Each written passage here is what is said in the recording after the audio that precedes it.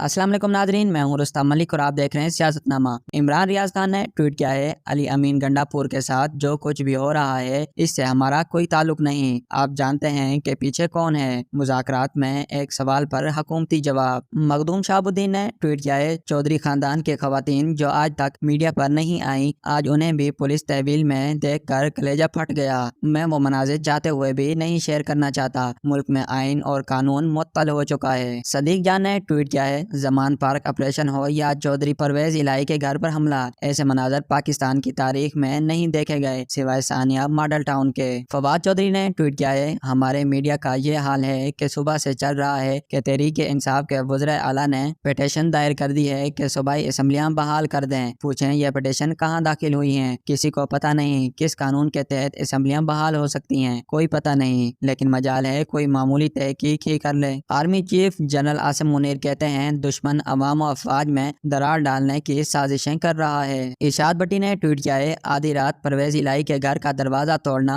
Police एहलकारों का दीवारें फैलाकर घर में घुसना, घरेलू मुलाजमीन को गिरफ्तार करना, इस मुकदमे में परवेज इलाही की गिरफ्तारी के लिए आना जिसकी वो 6 मई तक जमानत ले चुके थे। ये शर्मनाक, ये काबिल मुजम्मत। आइन, कानून, चादर चार दीवारी का तकद्दुस, सबकी मौत हुई। एहतशाम उलक ने ट्वीट किया है, महमूद खान ने 4 साल पख्तूनख्वा पर हुकूमत की। इसके हल्के सवात में पुलिस लाइंस धमाके में वहाँ के लोगों ने 18 लाशें उठाई, लेकिन मौसूफ ने किसी जनाजे में शिरकत नहीं की। उसके दूसरे दिन मौसूफ परवेज खटक साहब की एहलिया की वफात पर ताजियत के लिए लाहौर तो पहुँच गए, लेकिन अपने घर सवात नहीं गए। आर्मी चीफ के खिताब के दौरान सूरत बकरा की आयत की तिलावत। कितनी ही बार ऐसा हुआ कि अल्लाह की मर्जी से छोटी कुव्वत ने बड़ी ताकत को शिकस्त दी। शाहिद खाका अब्बासी कहते हैं, शहबाज शरीफ की आटा स्कीम में 120 अरब रुपए की चोरी हुई। लतीफ खोसा कहते हैं, शहबाज शरीफ और राना सनाउल्लाह को अगर मॉडल टाउन पर सजा मिलती तो आज ऐसी हरकतें न कर